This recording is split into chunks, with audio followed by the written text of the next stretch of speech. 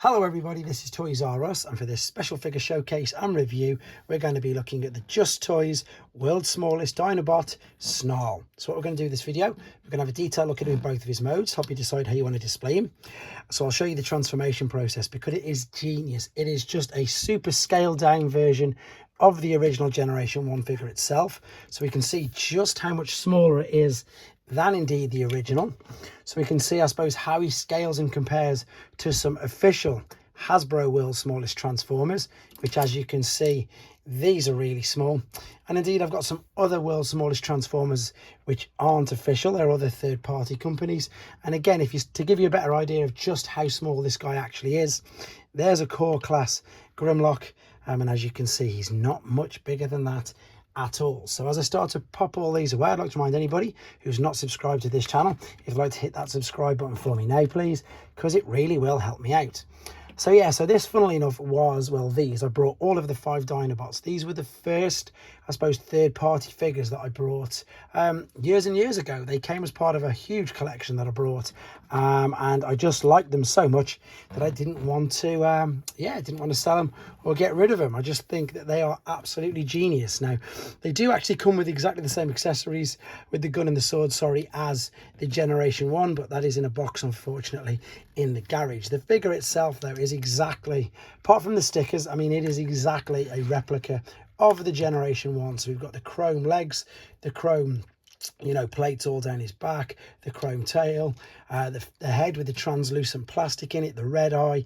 Absolutely everything is a direct downsized scale copy of this, but of course with no official Autobot logos or anything official from Transformers on it. So as I say, just to give you an idea of, I suppose, how small this guy is, there's a core class RC figure. This is the Masterpiece Optimus Prime figure that came with, of course, Jetfire. And then for people who collect Legend scale figures, there's a Magic Square Trailbreaker. So I'm going to transform him now. In fact, let's just quickly show you this as well. On a Blaster's cassettes there, of course. That's how small he is. So it's probably not doing it any justice showing you next to these. If I transform him into robot mode, for anybody who's got the original G1, I'm sure you're going to appreciate this, because again, we say this a lot about the new Legends companies and the engineering quality. This is easily just as good. So if we bring this part out and then carefully, I'm going to turn that slightly, lift this up, tuck the front legs into there. I mean, there's even the articulation there at the knee, which I didn't show you, obviously. Bringing this over, the reason why I've got none of the instructions is because I've always, since I brought them, just displayed it in the dino saw mode. So let's fold these legs. Oh, there we go. I've even took a spine out. To be honest, I don't really transform these. Let's take this out, fold that back. Luckily enough, by the looks of it, it looks like it's just going to tab straight back in. There it is on the bottom. So let's re-tab that in right now then. In fact, I'll do that in a second. Let's get him transformed. So there's the waist coming over. Let's bring this around. So there, of course, is the front.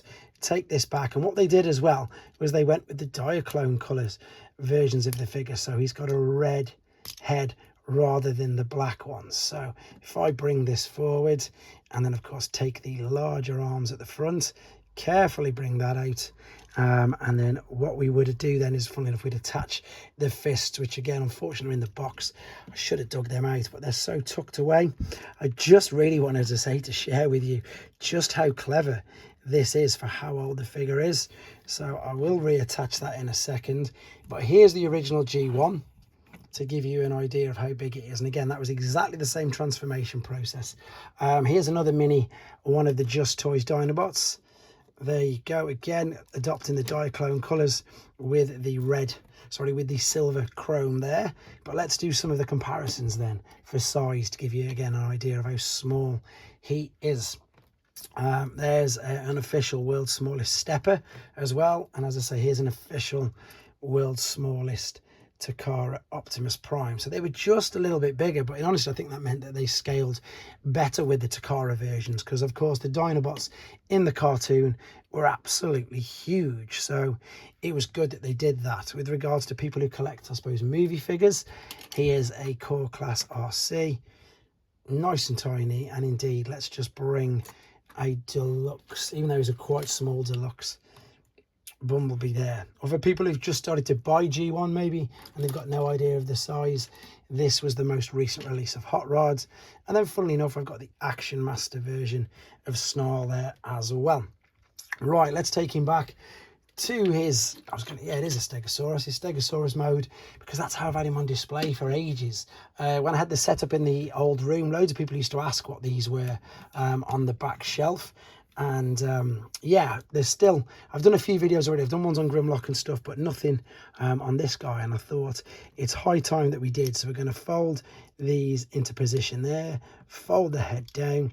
This will come up and over, close this back there, bring the legs down like so, nice and careful.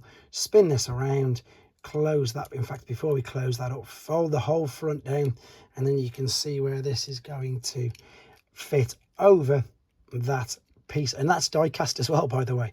It's not plastic, it is die cast, exactly the same as the Generation 1 and Diaclone figures. Let's take the front legs carefully out, fold these forward round to the front, bring them round there like that, and just line everything up. But as you can see, same as the original G1, he really suffers with loose limbs. And very, very quickly, just for some more comparisons and display ideas, there you go. So if you're after these guys, these are the Justitoys World's Smallest Dinobots. That's what you need to search for, and you will indeed find them. Let me know what you think in the comments, guys. Take care.